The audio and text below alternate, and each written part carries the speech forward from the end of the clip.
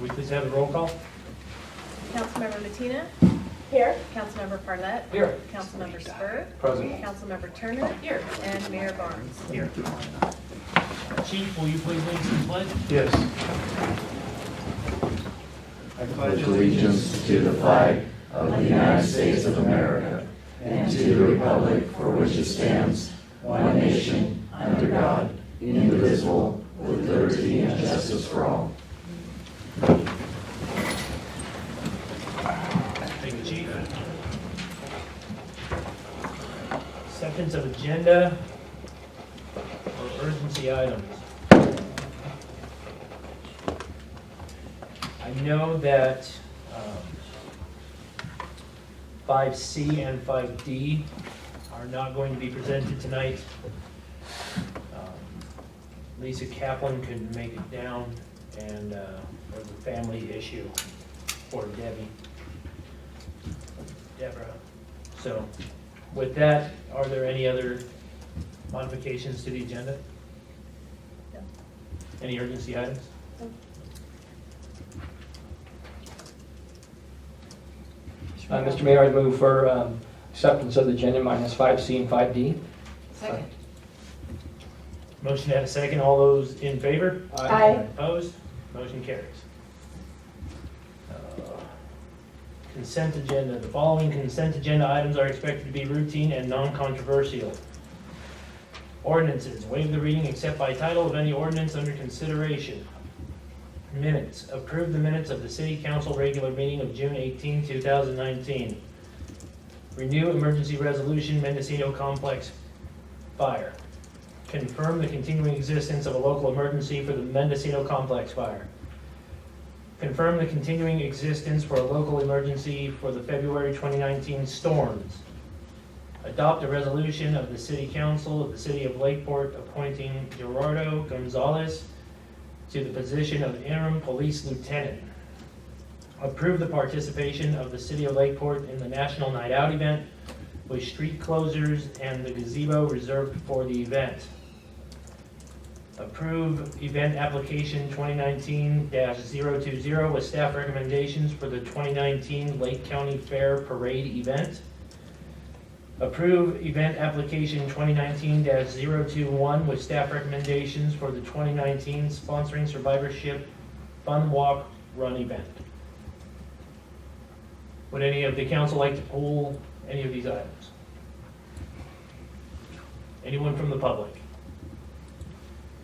With that, I'll bring it back to council. Mr. Mayor, I'll make a motion to approve the consent agenda. Second.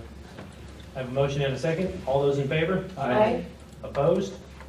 Motion carries. All right, public input. Any person may speak for 3 minutes about any subject within the authority of the city council as long as it's not already on the agenda. All right. What is this? Ruby Jones? That's me. Hi, Ruby. Hi. I have a question and then I have something that's not a question. Dollar General, we were at the Planning Commission when it was going before the Planning Commission, and one of the requirements was that they put in a street light. Does anybody have any idea when that street light's going to be put in? They're south of the store at that intersection. Kevin's not here, but I don't know Dan's any, do you know Dan, anything about that? Dan, chances are fine. It's in the process, it's being worked out. It was overlooked by the, Yeah, come on, you can sit up here too, Dan, out there in the meeting. It was overlooked in the original development of the site, and then we brought it to their attention. And then subsequently, they're in the process of putting a light out there.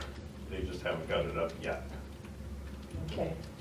But they are required to put one in? Yes. Okay. We're just wondering when it's going to be there. Okay. The other thing that I want to talk about is crosswalks. I don't know what the requirements are for ADA crosswalks. My husband now has a mobility unit, and we wanted to go to see the fireworks at the 4th of July. Couldn't go down 11th Street because you don't dare go down the street on the 4th of July to the fireworks because you can't use the sidewalk. So we go around the corner and we come back to 11th Street, and there's this big crosswalk there. I don't know what the classification it is, but it's about, the paint's about 4 feet wide by 2 feet all the way across. It's not just straight lines. And we were going to cross there, except for there's no ramp. You have to go north on the west side and use a driveway, an old driveway that has signs, posts in it. And directly across this walkway, there is no way to get onto the sidewalk, and there's a power pole right in the middle of the crosswalk. So if you'd use that, then you have to go, and there's cars parked south of that. You have to go southbound in the northbound lane to get to this driveway into the motel or into the restaurant in order to get onto the sidewalk. Our concern is people with mobility units, and you want to put a park in down there. There's that crosswalk that's not usable for people that are handicapped, and the next one is at 5th Street. And I just want somebody to pay attention to it, because, you know, if you're in a wheelchair or on a scooter because you need to be, you can't cross Main Street at that end of town. So I don't know what can be done about it. Well, this is the first step, finding out about it, because not those of us that are just walking around helter-skelter all over the place, we don't even understand the different types of difficulties that they have, and a lot of times we're just unaware of it until someone comes. We are doing a plan, and there's a meeting coming up on 11th Street corridor trying Right. to make it better. But Well, we weren't aware of this either until that night, and after the fireworks, we had to go halfway down the block and jaywalk in order to get across the street. yeah, these are things that different service clubs and different organizations, they send people out to actually do the things that disabled people do, and they find out a lot about things that they didn't even know, and we really appreciate you bringing this to our attention, because That's all I want to do is bring Yeah, it 'cause to we- somebody's attention, because somebody could get really hurt trying to come down southbound in the northbound lane with traffic parked there to get onto the sidewalk. and I'll bet you didn't even know about that until just recently. Not until July 4th. Yeah. Thank you. So, thank you. Thank you. We'll take a look at that. Wonderful. Will DeShock.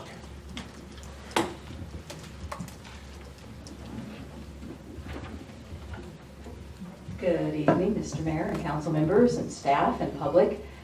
John Tomlinson, the director of Shakespeare at the Lake, sends his greetings. He had hoped to be here tonight and give you a sterling rendition of what's going on with this year's production of The Taming of the Shrew. However, the cast and crew are hard at work tonight. You will know that there are many of our locally famous actors involved this year. So I hope you're all looking forward to being in Library Park a week from this weekend on Saturday and Sunday, July 27th and 28th. Performance starts at 6:30 and will go approximately 2.5 hours. So plan for a nice evening in the park. This year has been an extension of the involvement of the community in this production.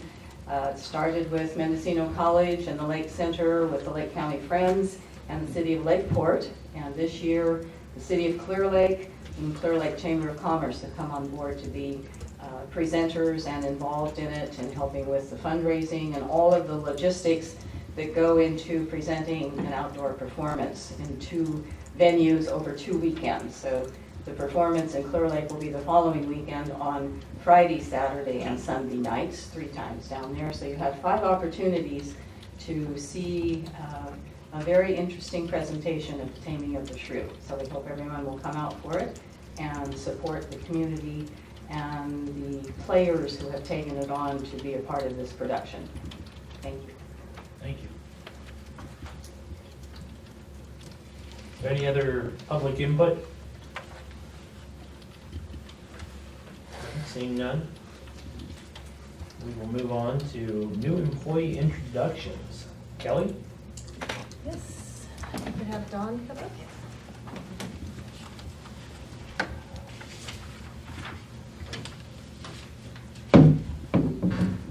So I want to introduce to the council and the public Dawn Miller. Don Miller is our new administrative specialist working in the Administrative Services Department. Don's primary focus is going to be HR and benefits enrollment. We stole Dawn away from Bicoastal Media. She was in charge of human resources there, and they have more than just Lakeport. They have hundreds of employees up and down the West Coast. So we're really excited to have her, and we've just thrown her in from day one. She started Monday, so just join me in welcoming Dawn. Welcome, John.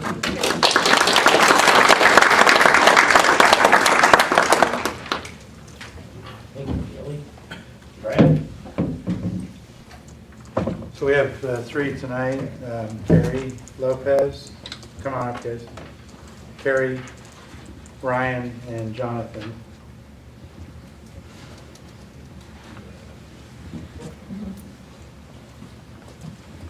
So I'll start with Carrie. Carrie Lopez was recently hired to work in our office. She is a part-time records assistant. She got hired for a vacancy that we had come up in that position. Carrie retired as a teacher after, I believe, 16 years at Lakeport, or I'm sorry, Terrace Middle School. She was a teacher there for 16 years. As she was getting ready to retire, she saw the city's advertisement come up on police job. And long before Carrie was a teacher, she had had a desire to get into law enforcement and actually looked into being a police officer some years ago before she got into teaching. So she tested for the job, and she was an outstanding candidate, so we've hired her, and she's been there, 4 weeks now, maybe? So we wanted to welcome her to the council and any staff that hasn't met her and the public.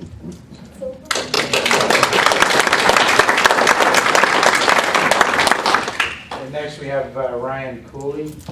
Ryan was a deputy sheriff in Modoc County, which is way up at the very northeastern corner of the state of California, bordering Oregon and Nevada, and then as well as Lassen and Siskiyou counties on the other side, so very remote. He's actually, he and his wife are from Trinity County, which is also a very remote, small rural county, and they were looking to make a change. He saw our position, he tested here back in March, and we hired him, and he started with us this last Monday on July 8th. And so since Ryan is considered a lateral candidate because he has a year or more of law enforcement experience, and he's also already been issued his post-basic certificate, he'll have a shorter training program than some of the guys that haven't worked yet. So we'll welcome him to our community. And then lastly, we have Jonathan Reynolds, who tested for us, I believe back in the fall, or no? March. He also tested in March, and we picked him up, and you started in, I'm losing track now. You're about 8 or 9 weeks into his training, his field training now. So he's probably got another 7 or 8 weeks left to go, somewhere around that nature. But Jonathan was born and raised in Lake County, grew up in Lakeport. His family all lives here. Parents own a business here in the county, and he lives in the county with his family and his wife, and just a long-term local resident. So we want to welcome him to our agency as well.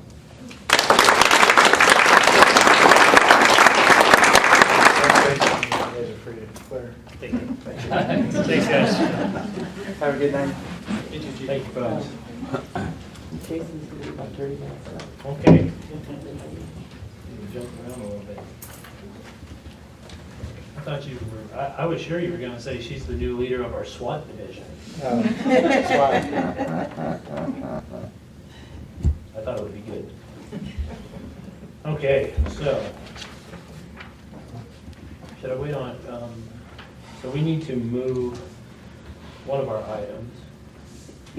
No, Say just you're wait about on 30 minutes or so we can do them later in the council. Should I do both proclamations later or do one?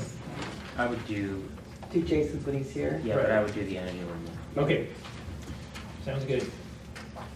Okay. We have a proclamation committing to join the Energy Upgrade California Initiative's efforts to take action to save energy and conserve and preserve natural resources. Proclamation of the City Council of the City of Lakeport.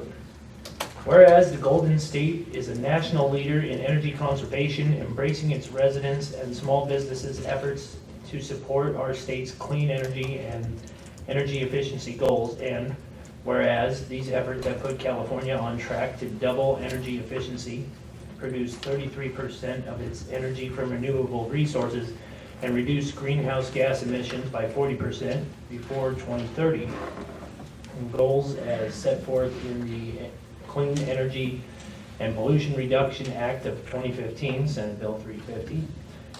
And whereas all Californians have the opportunity to practice energy conscious and environmentally friendly actions that help make an energy saving impact for the Golden State, be it therefore proclaimed that the City of Lakeport supports Energy Upgrade California, a statewide initiative committed to empowering Californians to become energy stewards by integrating energy management practices into their daily lives. And their call to all California residents and businesses to preserve the Golden State's pristine environment by taking small energy-saving actions that help keep it golden. Be it therefore proclaimed that we encourage each Lakeport resident to take one energy-saving action, flipping off the lights when not in use, washing clothes on the cold cycle, or lowering the thermostat to use less energy. Each individual action can result in a big impact, not only for the City of Lakeport, but also the state. Be it further proclaimed that the City of Lakeport urges all our residents and small businesses to become more conscious energy stewards, recognizing that we all have the power to make a big difference in helping California keep it golden by taking even small actions. I appear to set my hand and cause the seal of the City of Lakeport to be affixed this 16th day of July 2019. Tim Barnes, Mayor. Okay, so we will now move on to council business. Finance Director. Good evening, Mayor, council members. What's before you is a request to have a written report prepared of a series of delinquent utility accounts so that the delinquencies can be placed on the county tax roll. In accordance with Health and Safety Code and the Lakeport Municipal Code, we have the option to place these delinquent accounts for property owners onto the county tax roll to have them collected via tax payments. Attached is a list of current delinquencies. The cost of those delinquencies is relatively small. It's about $3,600 today.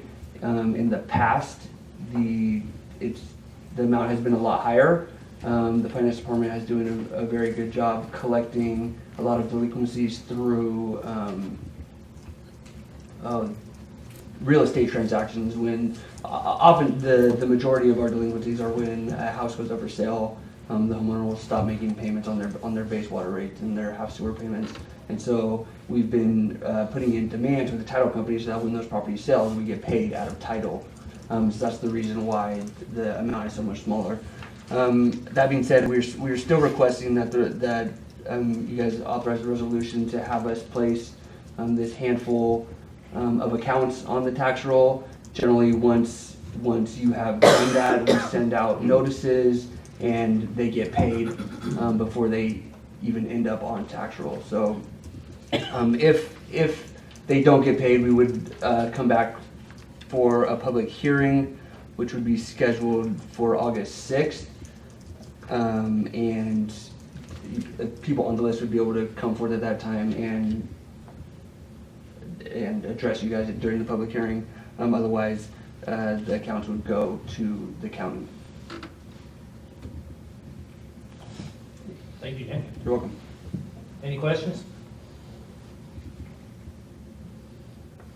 Any questions from the public? Seeing none, I'll bring it back to council. I just have one question on on the motion, do we need to approve the resolution or just the way Yes. the motion's written is, doesn't say that, does it?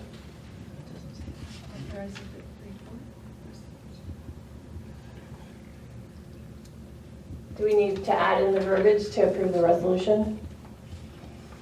I think, and Mr. Walker can correct me if I'm wrong, but this resolution is the resolution that would be passed after the public hearing, right?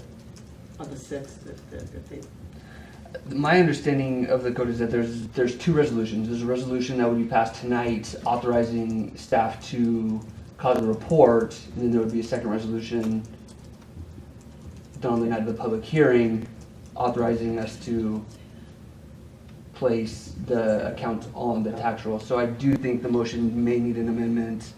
So To we need approve to the resolution. approve the resolution correct. and schedule a public hearing? Yes. Okay. Right, so a motion to approve the resolution. Do we need the rest of that motion there, or just a motion to approve the resolution? No, the resolution contains the text of what's in the suggested motion, essentially. And the fact that the agenda doesn't say approved the resolution, are we still okay to take action? Yeah, it's agendized as an action item.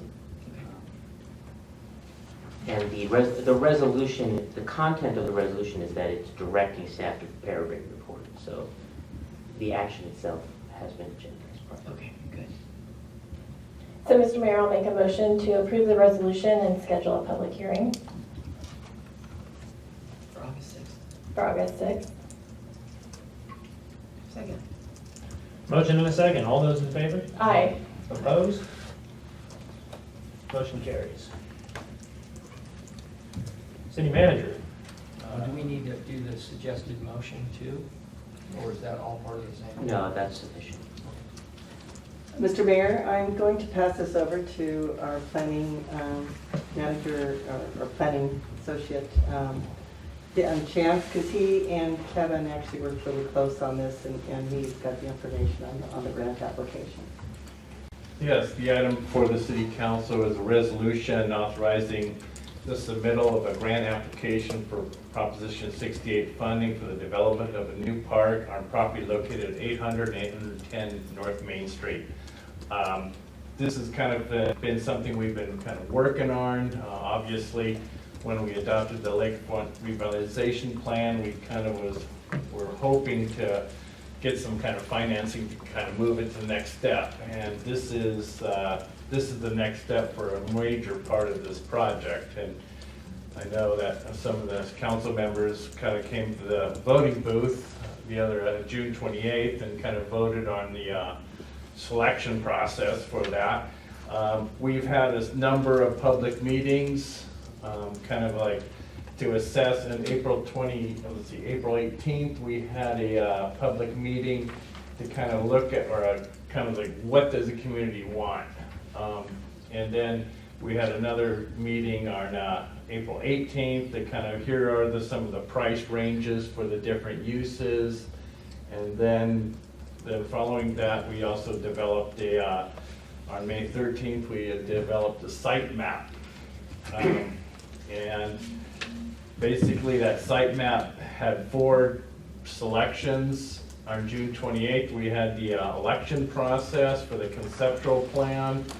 We received approximately 150 votes, and if you look at your packet, you can see the number 1 choice was called the conceptual plan number 2, but with the votes, they kind of moved a few items around from the original plan. So we had a lot of public input, and we've been kind of working with this, working with the public health advocates, putting this grant together. As part of this grant, we need a kind of a confirmation that either the city or county leadership supports the project, and that's by the adoption of this resolution would take place. And that would probably conclude anything else. There would be some aspects of not only design, but there would be property acquisition. We haven't worked that out, the details completely with the either Natural High and or the other property, but we are very close to getting something on paper for that. And at this point, we just request the city council adopt the resolution. We'll be putting this together. Actually, the grant has to be submitted, I believe, before August 5th. So we kind of need to move this forward, and it kind of shows you some of the timelines for developing this is over the next 2 or 3 years. And that concludes staff presentation. Thank you. Any comment from council? I just have a quick question. Dan, when will we hear back on that grant application? I just been focusing on the August Me 5th too. update. Kevin told me it was probably December. In December, so we might hear later this Yeah, year? yeah. Okay, cool. Any other questions for Dan? Well, I noticed that it says acquisition of land is eligible for reimbursement. Is that We're going to be correct? including it in the grant once we get the final paperwork from the school district on that. Is there any amount of money that we're asking for, or just submitting, or do we? Well, it's up to about 4.6 right now without the land acquisition, so it'll be up there or higher once we get that signed. And if we get that, then the land cost will go away. No. So how soon after, if we approve this tonight, how soon after are we going to get the thing from the school district?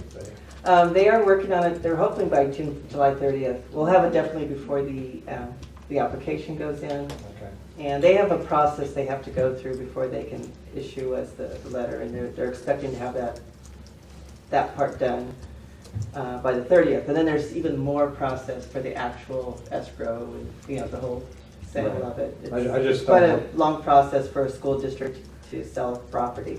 I don't want to miss our timeline, so I'm just kind of wondering. No, we've been working with the school to make sure we stay within the timeline, and they've been very good and really working hard to make that happen. So I really appreciate their the work they've been doing.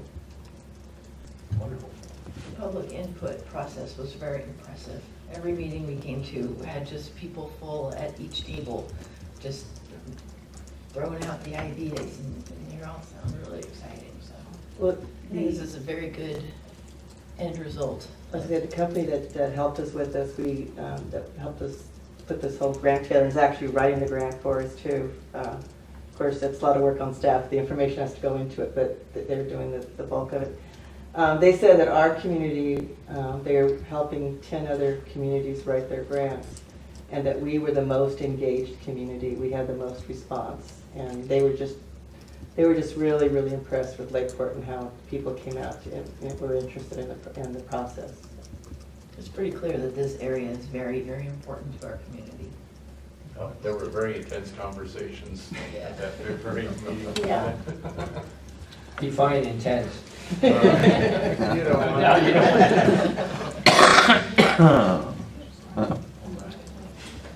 Is there any comment from the public? Seeing none, I'll bring it back to council. Mr. Mayor, I move to approve the proposed resolution authorizing the city manager to submit an application for statewide park development and community revitalization program grant funds. Proposition, I'm not done. Yeah, it's fine. Proposition 68 for the development of new parklands on property located at 800 and 810 North Main Street. Second. Motion in a couple seconds. All those in favor? Aye. Opposed? So carried. All right, Margaret, League of California Cities. Thank you, Mr. Mayor, members of the council. As you know, our annual league conference this year will be October 16th in Long Beach. And as part of the conference, there's a business meeting at the end on Friday where all the cities have an opportunity to vote on the items that are present that are statewide issues they vote on. We will be bringing back later the actual items that will be to vote for the council to weigh in on how they want your delegate to vote on these issues. But right now, this is just to appoint the delegate that will be voting for the city at this business meeting on October. So, Okay, thank you. so Who is available and willing to be the voting delegate, I guess? There's only one. Isn't there just George? Well, there's an alternative. Not just George, but isn't George available? Sorry, What George. am I, John Oliver? Yeah, I'll be there. Okay. And we would need an alternate too, correct? That'll be you. If I'm there. Well, You yeah, won't need an alternate if George is there. yeah. It would just be in name only, you know. Well, okay, fair enough. I may not be going to the conference this year, so. Okay. Yeah. Depending on, a lot of things. But We can put anybody's name in there. Yeah. George is gonna be there. Yeah, for sure. You can use my wife, she'll be there. Okay, fair enough. Okay. Do we need to vote on Do we have an this? alternate on there? Did You'll you need public decide? comment and then vote. You're gonna do the alternate? I'll do alternate. Okay. So Okay, that's so we need a motion. We now. need a Member public Turner comment. will be the Oh, we alternate. need a public comment first. Would the public like to comment on voting and voting delegates? Okay, seeing none, I'll bring it back to council. I'll make a motion to nominate George Spur as the voting delegate and Mireya Turner as the first alternate. Oh, and a second alternate? Yeah. Sorry. And Tim Barnes as the second alternate voting delegate for the League of California Cities Annual Conference to be held October 16th through the 18th, 2019 in Long Beach, California. Second. All those in favor? Aye. Opposed? So carried. See you there, Mr. Mayor. Yeah. All right, now retail coach. Thank you, Mr. Mayor and members of the council. Tonight, I have Austin Farmer here with us from Texas. Is that Austin, Texas you're from? Yeah, Austin Farmer from Austin, Texas. When we've been, with staff, how we got to this point, we started out first with doing a retail assessment to find out. We knew that there was more than 5,000 shoppers in Lakeport. And so we did a retail study using cell phones to see what our actual daytime population is in Lakeport, and it was an alarming, surprising number. We always said it was like 30 to 35 through traffic counts, but it actually came up to be about 57,000 is our average daytime population. With that information, it gave us a lot more tools to work with when talking to retailers, hotel businesses, because when you're talking to someone and you have 5,000 population, they don't really want to spend too much time talking to you, but when you have 57,000 people shopping in your community, it creates a whole new conversation. So that was the first step. And so then we actually met with two of the major retail coaching type, the other one was called Retail Strategies that we talked to. And then we asked for proposals from both. Retail Coach gave us a better bid. They also provided more as in working with our downtown businesses. So there's like 8 steps, and I'll let Austin explain those to you and what he plans on doing if the council decides to approve this. Great, thank you, Margaret, and Mayor Council, thank you for having me. I have to admit, she makes it sound like it's a trek out here, but it's a little bit of a treat to come out here because it's so beautiful, so I don't mind at all. But like she said, my name's Austin Farmer from the Retail Coach. I'm a project director with the company. I manage all of our West Coast projects and all of our projects in California. So work from the very southern tip of California all the way up to the very northern tip and into Oregon and Washington as well. And so we basically come into communities. We help identify where there's retail opportunities, and then we actually have a team of recruitment staff that essentially acts as an extension of your team, your economic development team, and we put all the data together, do all the marketing, and then actually go out and recruit those retailers to the community. And so as Margaret mentioned, you are at a little bit of a disadvantage because on paper, it looks like you're a small community with a small population, but really you have this complex of people that are coming in. Your daytime population is almost 60,000. Your retail trader is a lot higher than that, but you also have a lot of leakage, and people are leaving to go other places because they can't get certain things in town. My ears perked up a little bit when I heard Dollar General. General merchandise is one of the categories that you're leaking a lot, so I guarantee you a lot of people are going to be going to Dollar General. And so we want to help any way we can. Put together the data, go out, help you recruit those retailers.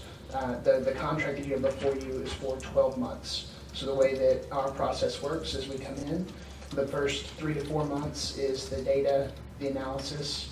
We have, y'all mentioned some community meetings that you had about the parks. We actually have stakeholder meetings with local business owners, people in the community that are pertinent, important in the retail situation. Meet with them, give them resources, and the remainder, that 8 to 9 months of that contract, is us going out, doing and then helping your team at events like ICSC Recon in Las Vegas. And so I just wanted to answer any questions that you had and see if there was any other information that we could give you. Have you done any communities in Northern California lately, or? We have the furthest north it goes, we're in Weed, California, if you've heard of Weed. And then regionally speaking, we worked in a lot of kind of regional areas, so Tracy, Danuba. I'm actually going to Saris tomorrow to start a project in Saris as well, so kind of centrally as well. So on average, when you have you see a town and they got 5,000 and then say you have 15,000 down in Clear Lake and Ukiah, whatever it is. Yep.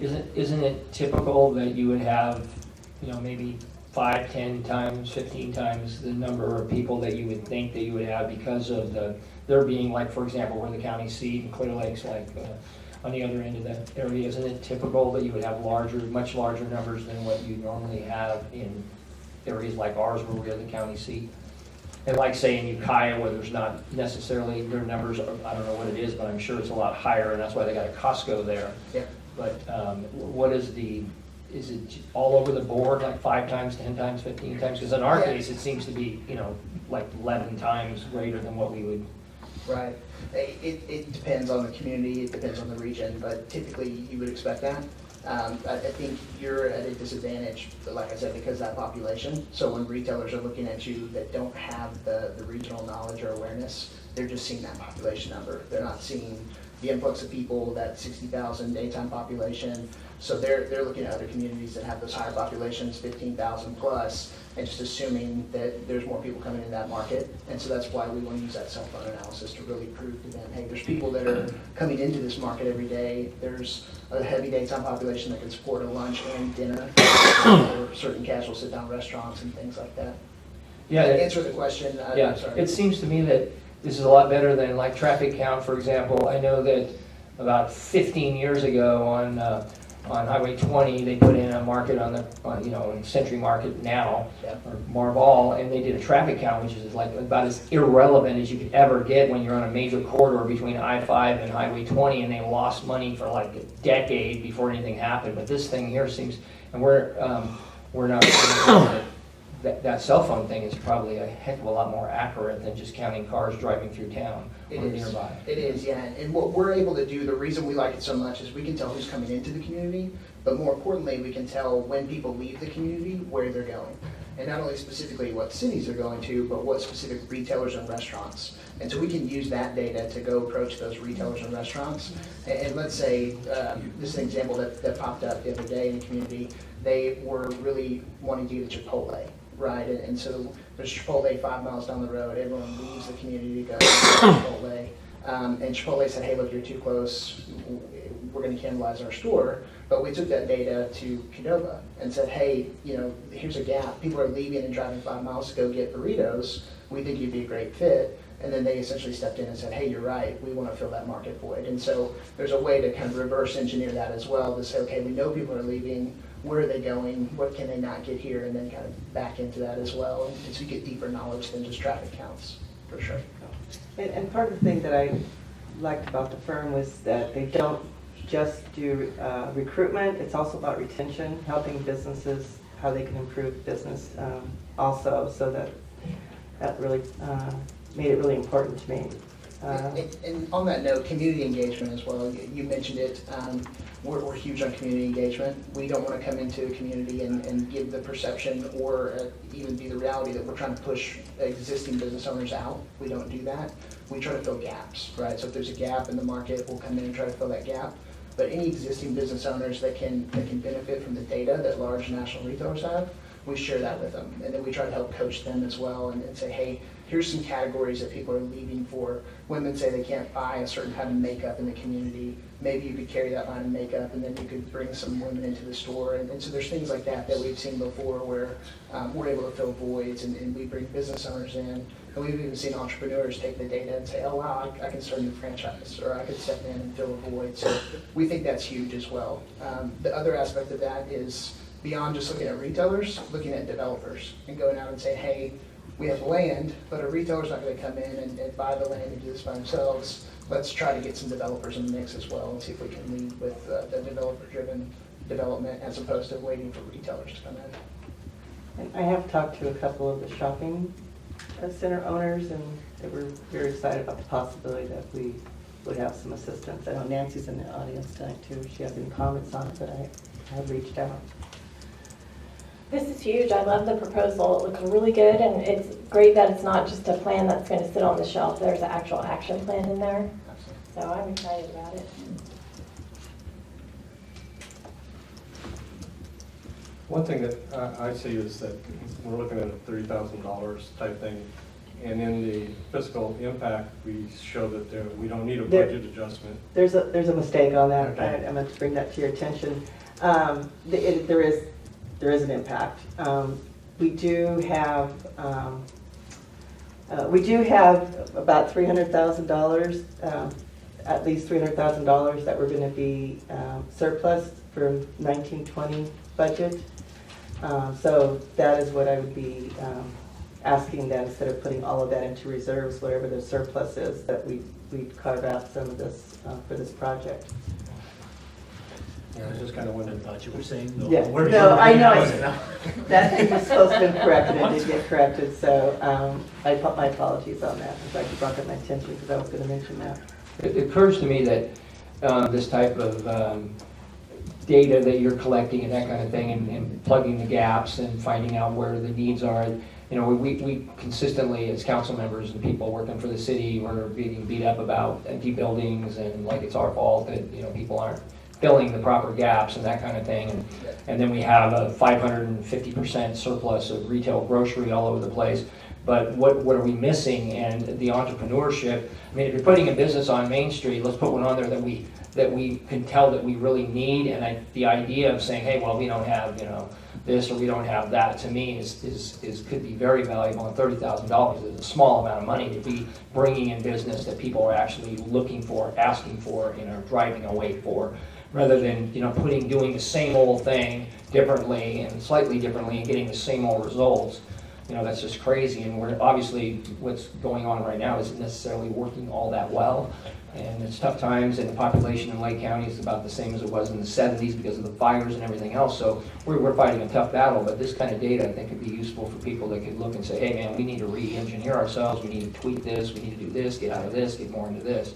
Yeah. So I think that $30,000, if we can get that kind of information to people that are interested in becoming entrepreneurs or staying in business or modifying their business, I think it would be well invested. So I have just two questions on this for you. Number one, you said the information would be available to existing business owners in the community. That's right. Is there going to be a charge for that information to those owners, or is it Nope. just, hey, here's what we found about your business? Right. Or So business? we give it freely. So we pay data providers every year to get access to the data that all the big national retailers use. So we use their industry standard data. We don't charge local business owners for that. The city pays us for our services, and then we, as part of that service, we hold a stakeholder meeting to get input from those business owners and stakeholders, and then we actually hold a workshop for existing business owners or anyone that's interested. And so we'll work with Margaret to say, hey, we're going to host this workshop on a Tuesday afternoon during lunch. Invite whoever wants to come. The city will help us put that together. And then if it's 5 people or 500 people, we'll share that information. We'll kind of coach them through what the data says, what that means from a local business perspective, how they can use it, all of those different aspects. And what kind of ROI do you look at for cities who invest in this? Yeah. Who- Our base is sales tax, right? So that's what we kind of gauge ourselves off of. We pay for ourselves in one retailer in terms of sales tax generated. We don't guarantee anything. It's hard in this industry to come in and say, we'll get you 1, 2, 3 retailers. But that's kind of our gold standard is the sales tax base generated off of that. So And then the question we usually get is, hey, what happens if you strike out, right? What if we do a year-long process, and at the end of that, we don't have a letter of intent from any retailers or anything like that? Basically, what we do in that year is we go put together a prospect list of retailers that should be in the community based off your demographics, your opportunity, and then we go get tangible feedback from them. So if we don't have a letter of intent in that first 12 months, what we typically get is a lot of really good feedback from retailers directly that say, hey, we like the community, but we need to see this, right? We need to see 10,000 more population. We need to prove that that daytime population is there. We need to see Dollar General come in, do well, and we can give that feedback to help put together a roadmap for the next 12, 18 months to say, okay, we didn't get any traction or we don't have any retail from this. How do we go turn that into that roadmap for those next steps? Okay. And I understand that, to me, that alone is a return on investment, but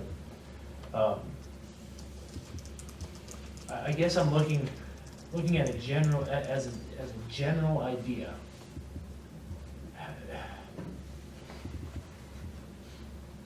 What am I trying to say? I don't know. How successful is this program? You know, how often are We you had an able? old one of these. I mean, what is it, like 15 years ago, we did a study and that people used to come in that were opening businesses and look at it, and it's so dated now, it's just worth nothing. And my So- question would be is, for that was, how effective was that 15 years Well, ago? we never did anything extensive like It this. wasn't not to this this detailed, level at all. and it had no action plan, you know, And I'm not intertwined in against it. it, I'm not against it, I'm just asking a question I think is important, and I'm not trying to get you to say, oh, you're gonna make an extra $500,000 in, I'm not trying to get you to say that. Sure. You know, how often has this been successful in your experience? About 80% of the communities we work in, we get a letter of intent in the first year from a retailer. So about 8 in 10. Okay. Again, it's hard to guarantee that, every community is different. Sure. But in that first year, we typically see about 80% of the time we'll get at least a soft letter of intent or some retailer committee to come. Now, that may not happen in that 12-month period, but shortly after they'll come or get a lease, a ground lease, whatever that may be. Thank you, that's what I was looking for. Yeah. All right, anything else from council? Anything from the public?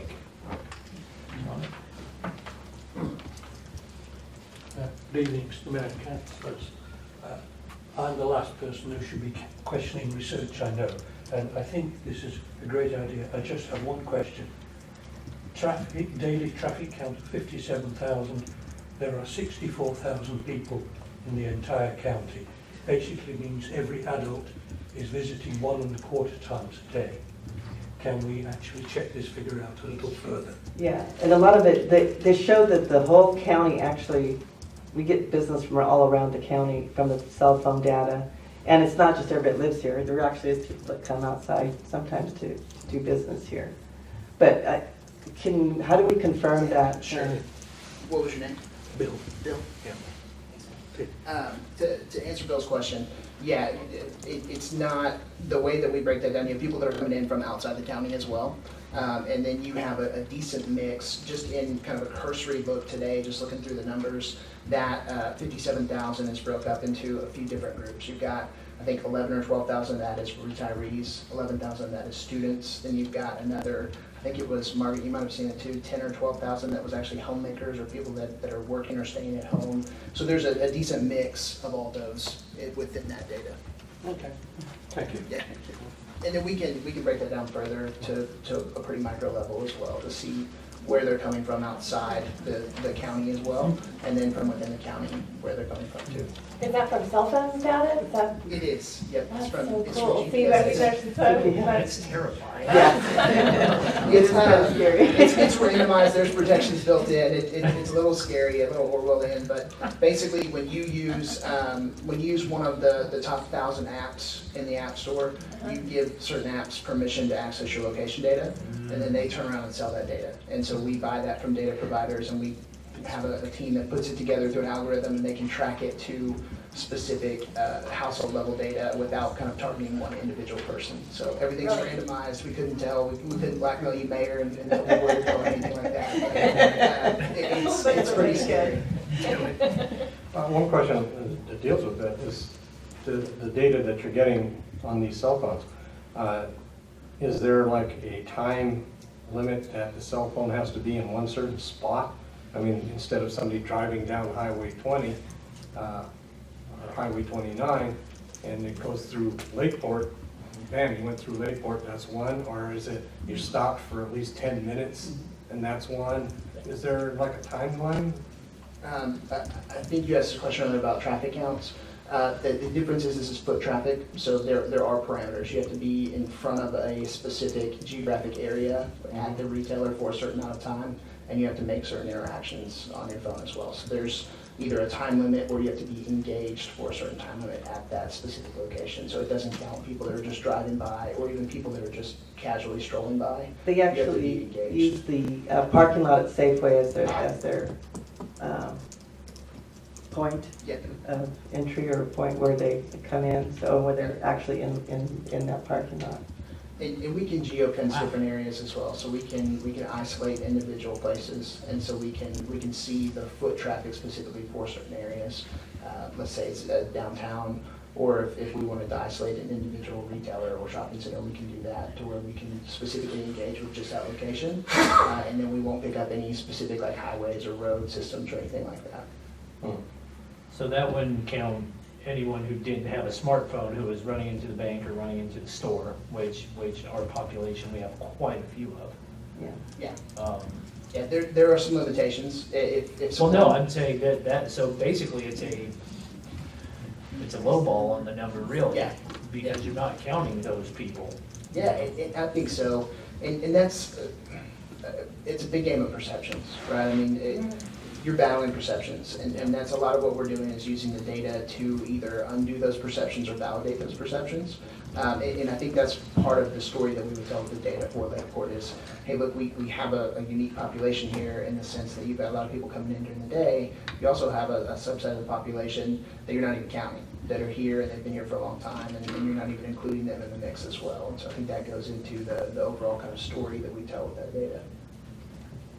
Well, it seems to me with the empirical data, and Bill touched on it, that would we be getting a map of where these people are, that obviously, because, not every man, woman, and child went to Safeway, and we got this number or extrapolated it out or whatever, but there must be somebody that is coming in from wherever they're driving in from Hopland, or coming up from Napa, or coming, from somewhere, Ukiah, wherever, to come over here, they work over here possibly. And so those numbers there, that would show us also where people might be coming from, and that's part of the package as well. It is, yep. And whenever we run those analysis, we give you a heat map that shows you where people are coming from. And so we can tell the specific visit range. We can tell if there's 5 people coming from that area or if there's 500, and we can really gauge where a majority of that traffic is coming from. And then what we do is, because all retailers are different, we take an aggregate of the top, let's say, 10, 15 sites in town, and then we put that into a comprehensive retail trade area that we go and market to communities at things like the International Council Shopping Center events. And so we put together what we call primary retail trade area that takes all of that data and aggregates it and say, hey, for a general retailer that's in these top 52 categories, this is where you would expect to pull people from. And then we'll go one step further than that. For someone like a Costco or someone who has a larger regional draw, we would put together a secondary retail trade area and say, hey, look, you're going to get people that are coming in on a weekend just to come to this store. That would encompass a lot more people. And so we do 2 levels of that, the primary and secondary. And I gotta say, we actually used a different company to do our analysis, and they're gonna do it also. So we'll double check to make sure those numbers are correct. As part of their package, they want to do their own to make sure those numbers, so. And I want to make sure we pulled the price out for that. We're not double charging you. We know that you paid to do that, so we're not gonna charge you to do that again. We just use different data providers and different methods, and so we want to make sure that we have our own base standards that we're used to as well. So we'll have a double check on I that. would like to see what those numbers are in October or November. Yeah. Because I could believe 57,000 in the middle of the summer. We got all the tourists in because we got a lake. Absolutely. I wonder what it is. Yeah, but we were told that's an average over a year. An average over the year. The daily average over a year's time, so. that'd be And we can, and again, with the level of detail we can get from the data, we can look at the cell phone analysis during a specific snapshot. So we can look for a year, or we can look for a set time range. So if we wanted to track an event, if you guys were doing an event downtown or you had some type of event you want to track, you can see that as well. And so we can isolate that and see what that looks like, if there's any gain regionally, if people are coming in for certain types of events and things like that as well. Sounds like a bargain. I think we were still on public comments, I'm sorry. Anna, Are you saying that there are 11,000 students? I need you to come up to the microphone, please. Oh. And announce your whole name for me into the mic. My name is Anna Gregorian, and I'm just, are you saying that there are 11,000 students at the Mendocino College? There, on average, we'll have to double check. So Margaret, you might can verify that number for me, but from the analysis that was done from that first group, I was kind of looking through, it looks like that number was close to that. 11,000 students doesn't mean they're all going to Mendocino College. They could be high school students. They could be, no, they're students. Oh, so you're Is that like an including age just range? the So that's city of all. Lakeport? That come into Lakeport to shop. Yep, so those are school age students, whether that's elementary to college, that are coming into the community to shop. And I believe it was 11,800 was the last I saw. Again, we have to validate and verify that. So But- have you validated any of it? We read some initial reports, but we haven't done our full process yet, just because we haven't engaged with the city. They have some initial data, but that's what Margaret was just mentioning. We'll come in and do our process and we'll validate that and make sure that's right. And the overall, the reason I mentioned that was just basically to talk about those categories, right? So we can break that data down into categories of the types of people that are in the community. So if that's retirees, if that's homemakers, who's employed in the community, so people that are coming here to work, which I think was 13,000, 14,000, somewhere in that range. So we can break it down into categories. I mean, and that would be after purchasing, after the contract, after you're in contract? As soon as we start, so within the first 30 to 45 days. Sorry. And then do you have like businesses that you're already, like locations that you're thinking about? We have to decide if we're gonna hire them. Yeah. That's all we're doing right now. So that's part of our process. We'll come in and we'll analyze where there's opportunity based on the data, and then we'll do our market analysis, and then we'll say, okay, based on the data and based off of local retailers in other communities and competition, here's what we think is the best retailer match list for you, and we'll come up with 25 different retailers that we think match the community, and then we'll go recruit those retailers. But I mean, do you have an idea of where what location they would be in this city? A general idea just in knowing the market, but we haven't come into our full process yet. So, I mean, generally speaking, from a site selection perspective, yeah, we have assumptions, but we need to come in and validate those assumptions. So I mean, do you know our community? No, there will be, we're just hiring them. They're going to be going out and doing assessments. Yeah, I know the community because I've been through a few times, and I know the area because I've come here before a couple of times, but we haven't worked here yet. We haven't done our full analysis yet. So generally speaking, I have an idea of what could work in the community, but we have to come in and prove that and then go sell that to them, if that makes And then sense. you've done rural communities We have, yeah. in California. Mhm. Thank you. Yeah. Thank you, Anna. Is there any, come on up, man. Yeah, there you go. Thanks.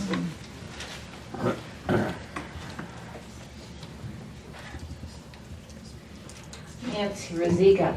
I'm really impressed with this because it is current information. And for 3 years, I've tried to recruit for my shopping center a national retailer. And finally got someone that listened to me about our community, so I have high hopes. So there was a 2-year-old traffic study that Doug shared with me, and your consultant for the area planning council, and it was done 2 years ago. And so I said, you know what? I'm going to hire a competing firm to Rosica Engineering and have my own traffic study done on the High Street, which I did for a week. It just didn't seem ethical that since I'm a part of Rosica Engineering, that Rosica Engineering should do the traffic study. So I hired a competitor that sent an intern out, very good experience for him. You know, I've been after you all, let's hire some interns for the city. And he spent a week doing a traffic study. And it was over 1,000 more per day than it was 2 years ago. And I think it will be greater now that you have improved Lakeshore Boulevard between the city limits and the schools. So I will do another one in a couple of months when school starts again. And this national retailer had a criteria of at least 8,000 traffic count per day, and High Street meets that now, or did in May. So I think this is really important to have current information, and I know cell phones are tracked. I was very angry during the Verizon fight for a year that they knew exactly where I was and who I was talking to. And one conversation over strategy for the cell phone tower, I was cut off 8 times through my conversation. So I share that. I think this is a great idea to go ahead with this. I'm on the road to filling my center, but I really want to see Main Street filled. Thank you. Any other public comments?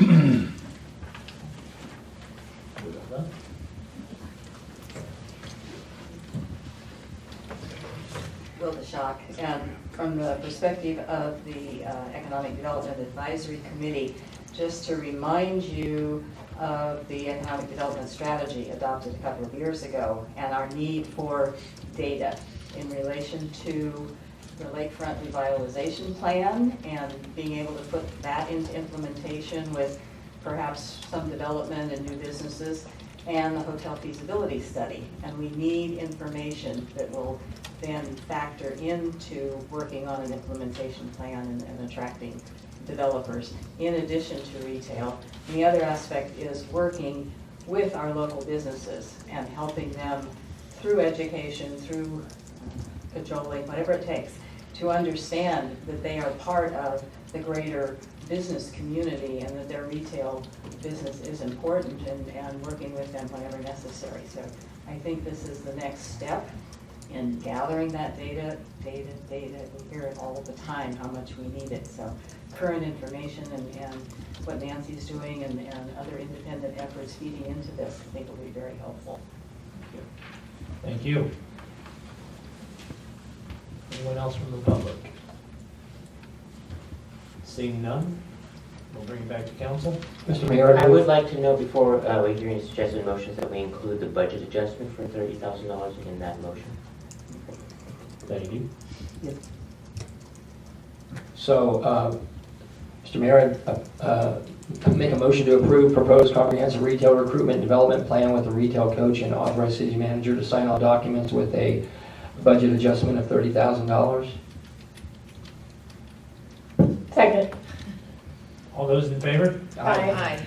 Opposed? So moved. Looks like you're hired. Thank you, Mayor, Council. Appreciate it. Thank you. Look forward to seeing that information. Yeah. All right, so to finish out this, or, Whatever your pleasure. all right, we'll go to Jason. So, we skipped this earlier, so we're gonna go ahead and bring Jason Ferguson up here. Jason has been one of our longtime officers, and, yeah, he became lieutenant, he started out being cop. He's cop. Up here? Yes. Yes. Well, gosh, That's let me awesome. start, Mr. Mayor. Council, I'm apologizing for being late. I think in the 21 years I worked here at Lakeport, I've never late this Where day. were you? It took all of 3 days of being unemployed to be late. So that's got to tell me something. So I'm going to read this proclamation. All right. Proclamation of the City of Lakeport for Jason Ferguson.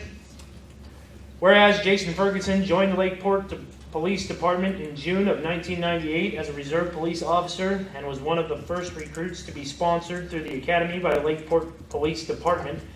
And whereas after successful completion of the police academy, Jason was sworn in as a full-time Lakeport police officer in May of 1999.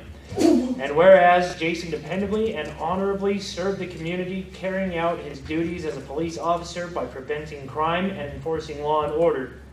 And whereas Jason worked in the narcotics task force for 4 years and became an integral resource for new officers in understanding the complexities of narcotic investigations.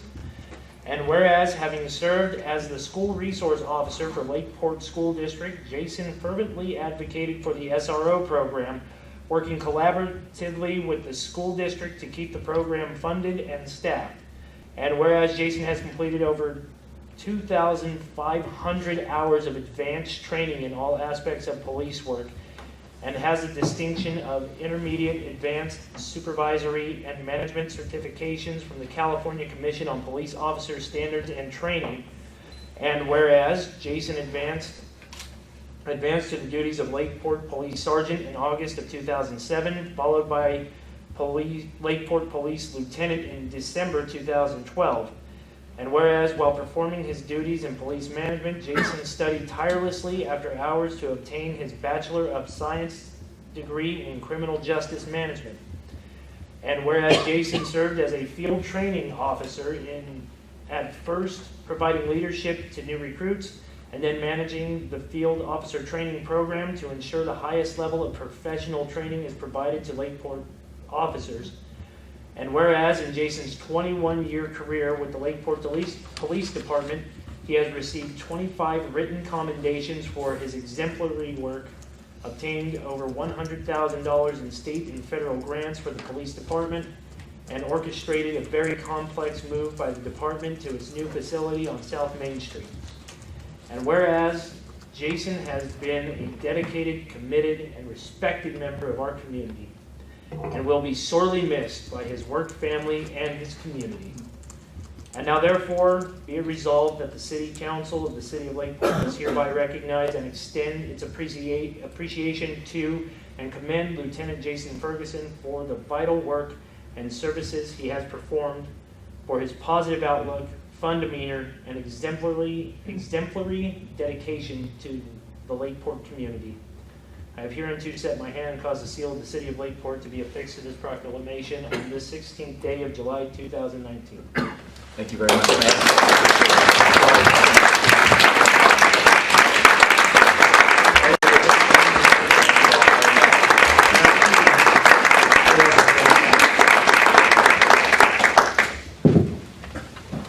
Thank you, Mayor. That was well stated with all the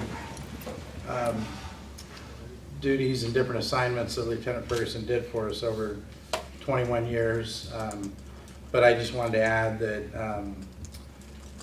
he was also my right-hand man, my lieutenant, second in command for the last 7 years, and did an outstanding job for our community. And so we also are presenting him with this plaque that states in recognition for his 21 years of honorable and distinct service to the Lakeport community. And we wish him the best in his future endeavors. Yeah, thank you very much.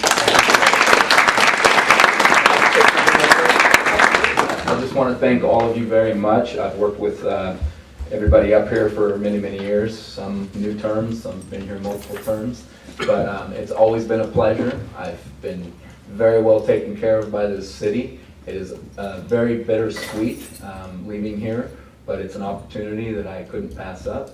I appreciate everything you guys have done. You have an excellent city staff here. You have an excellent police department, and I will surely miss everybody here in the camaraderie and everything that we've shared over the years, and I'm certainly hopeful that I have that in my new location. So thank you again very much. For those of you that don't know, Jason is going to be the police chief in Cloverdale. So it was a great opportunity for us.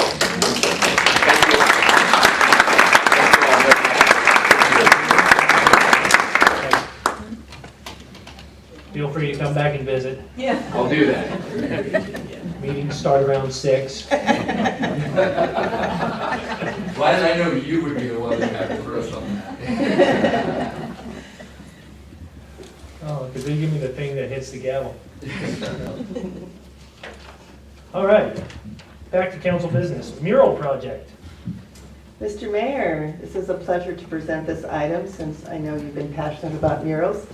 And during our, in March when we do the goals for the following year, for the 1920 year, art, in general, it was very important to the council to create more art in our community. And murals was brought up specifically to help bring more art and culture to the community. So shortly after that meeting, a couple months later, I actually got a phone call from a member of the Lake County Rural Arts Initiative, Martha Menser, and was wanting to do a mural project in Lakeport. And I said, perfect timing. We are interested in getting some murals done here. So in partnership with the Lake County Rural Arts Initiative, the Lakeport Main Street, and today I just got a confirmation of another partner, Tribal Health, also wants to pay for a mural to be put up. So we have funding for 4 murals now instead of the 3.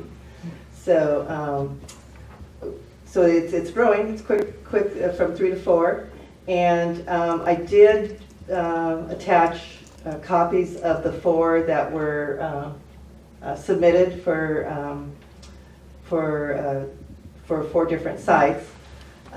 The Waterbirds of Lake County, Peggy Campbell has asked to put that on her building, and it works perfect between the different, she has like 4 different windows on the side, plastered windows, that would be perfect.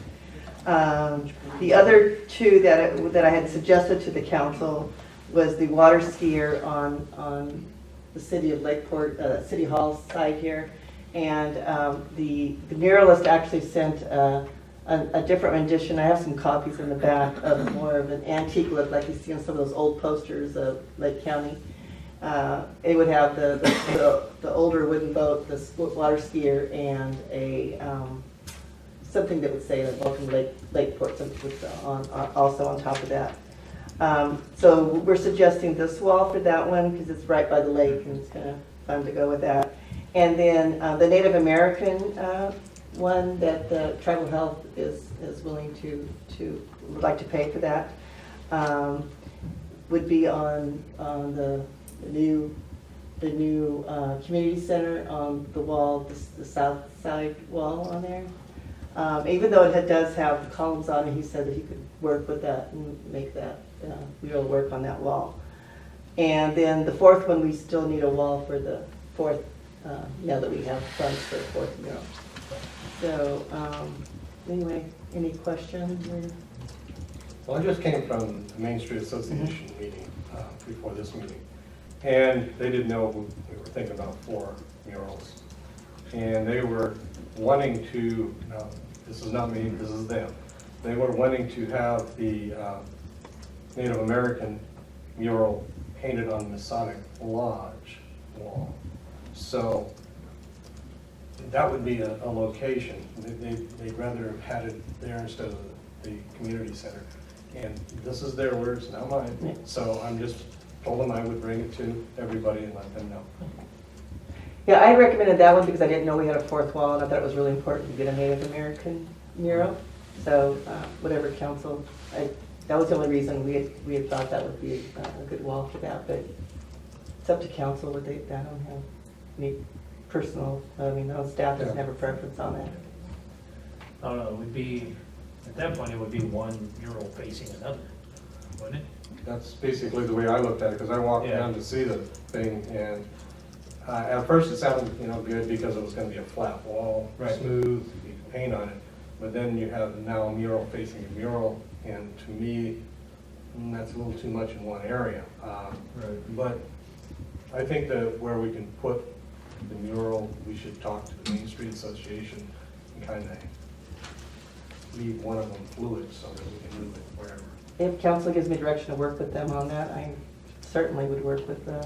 I definitely see the need to put a mural on that wall. The whole statistic about once you put a mural up, people quit spray painting on it.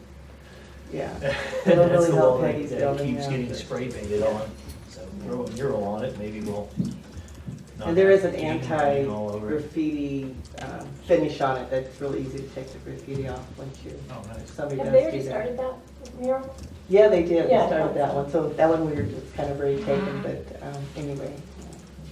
But we're just approving the fact that there's the 3 murals, and it says that the city manager to assign specific spaces, so that's up for grabs. Right, but I wanted to discuss what we were thinking, so I wanted to make sure that was appropriate for the council and what their. I love the boat on the back of this building right down here. That's my favorite. That's- I like that one. I think that's great placement, right, as you're at the lake. Well, yeah, that's what I was I think saying, just that's have the boat outstanding. one on a boat ramp street. Yeah. Right, right. And that's perfect. That's what we're doing. Yeah. Perfect. I think the other one, because of the columns, is great, the birds. That's really good placement. The one thing that I've gotten criticism about the seaplane, basically, and it just doesn't look realistic enough. I don't know how to say it. And this is not me, again, this is Main Street Association. And they was wondering, maybe he could remake it like they did the boat when they remade it, just to make it a little different. Yeah, he just threw out a sketch. He was taking it off, which I did give them a photograph of the old Clipper planes, the huge planes that used to land on the lake. And Wilda has a little bit more history on that. She's gave me some history to put in there. But so he was just trying to give kind of an idea what it would look like. That's not the actual picture of it. We can have him do a little bit more detail on it, and we can then share it with the Main Street and see if they like that one. Because I think that we should have a seaplane, because that's a unique Yeah. thing to our area, and it'd be nice to have one. And as a matter of fact, if we look at our website here for the city, you have a picture of a seaplane sitting out there in the water on one of the pictures. That would be perfect as a picture. Yeah. Yeah, while this may be, politically accurate back in the day, this looks more like some kind of a, super transport that would be used, during, wartime. It doesn't look like something that would be coming in for the weekend. We could totally ask him to change that to more of our current seaplane. Because it was kind of, the theme that was given was something historic, something to do with the lake. So that was a more historic picture. But there's definitely, I know the artist would be open to what the council would rather see on there. Anything else from council? Any public comment? Placement of murals? All right, seeing none, I will bring it back. In fact, the artist that did the seaplane is the one that did the firehouse, the dragon. Yeah. Nice. Cool. Is there anything further from council? Well, it's just that, so we're approving the concept of the murals, not necessarily the murals themselves, because this says proposed, and like George was saying, this plane, and I'm not really, I really don't think that captures the Lake County seaplane image that I see. Yeah. And so we're just saying we approve the concept of the 3 murals rather than the proposed murals. Yeah, and I'll be glad to bring it back 4 on murals. August 20th if he has a little bit more detail of what that would look like. I could bring that back to you on the 20th if you'd like to see that. And also work with Main Street on, how they Location. like that too. So it is a partnership with, several entities. I did show the Native American mural to Ernesto, who is Padilla, who is the executive director at Tribal Health, and he showed it to his board, and they said it was fine the way it was. I said, because the artist is open to suggestions that the tribes may have, and they seemed pleased with that design. So. Yeah, that was another thing that came up in the meeting, is did anybody pass this by that, and that's good that you've done. Yes, yeah, the artist did work with one specific tribe, but we wanted to make sure we shared it with, because there's several tribal chairs that sit on the board for the Tribal Health. So we wanted to make sure it, it met their specifications, what they'd like to see. Wonderful. Mr. Mayor, I move to approve proposed murals and authorize city manager to assign specific spaces. Second. Motion and a second. All those in favor? Aye. Opposed? Motion carries. All right. City Council Communications. Margaret? Nothing to report. David? No reports, thanks. No? Doug? I like that seaplane. Well, the comment was before. I would just like to bring the mayor and council up that your staff, particularly Public Works, is still diligently working on the PSPS issues that we could be possibly facing later this year. We're being very proactive. We do have another generator coming in for our utility systems, and that we continue to work on that. We're going to be putting together some packages, working with all staff. We hope to be able to get those out. It's different marketing opportunities, possibly National Night Out would be a good start or kickoff for whatever information we can glean to try to bring our citizens up to date. So just want to let you know we're working on that. That's it. Thank you, Doug. Nick? Nothing to report. Chief? Yes, I just want to mention National Night Out. We're advertising that at this point. We have a pretty significant amount of businesses that are donating raffle prizes, some very significant ones, and we've got a lot of organizations and agencies that are already confirmed to be at the location. And at this point, we have about close to 500 people that are indicating that they may be there. So we expect it to be at least as big as last year, if not bigger. Last year we had a little over 400, I believe. Wow. So that'll be on August 6th. We're going to start it at 5:30. I understand you do have a short council meeting that night, but it'll just be getting started by the time you finish that and get over there. So we have a lot of activities planned. One of the highlights that came in today, the Red Cross is going to be there, and they are going to be giving out some kind of a go bag and a first aid kit to anybody that wants them. They have more than enough for as many people as I can get there. So Nice. there's going to be a lot going on. We have a grocery outlet donating 500 hot dogs this year. So I'm pretty excited. I think it's going to be a great event, and hopefully we'll get a lot of members of the public there and see as many people as we can. Thank you.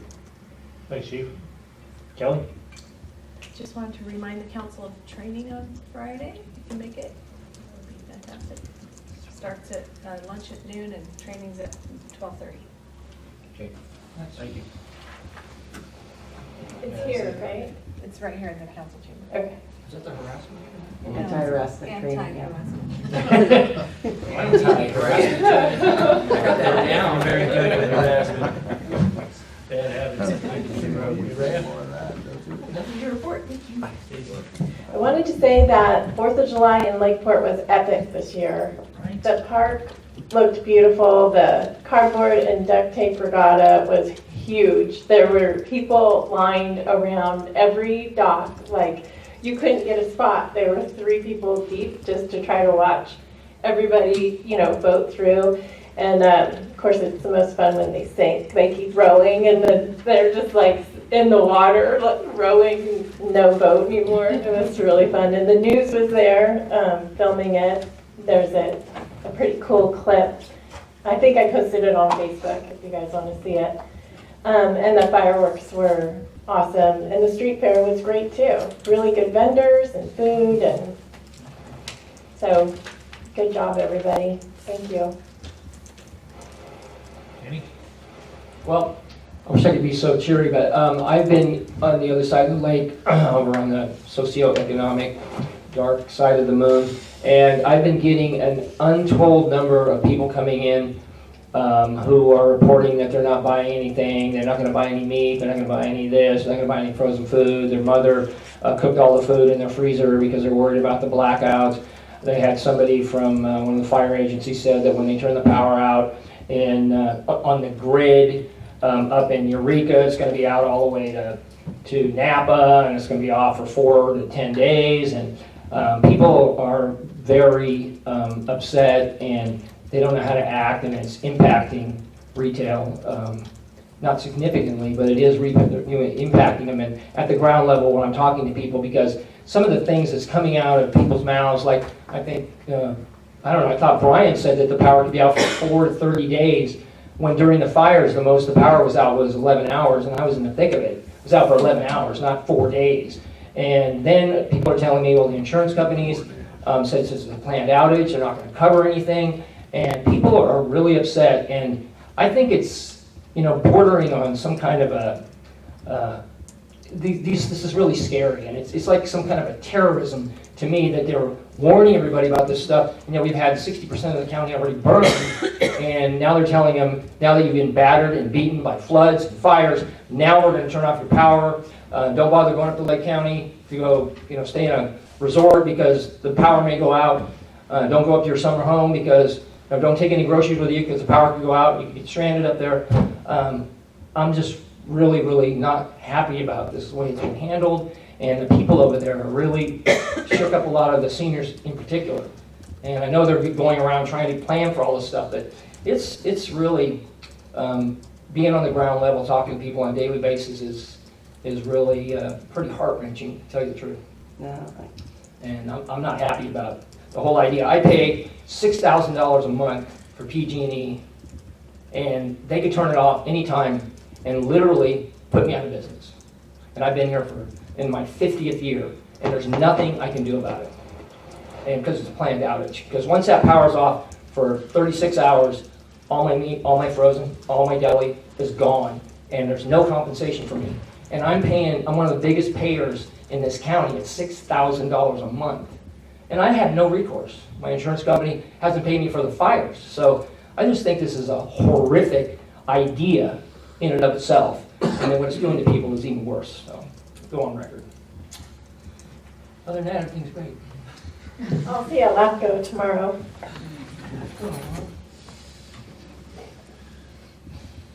George? I can't follow that. No report. No. Yeah, no report. Have a great night, guys.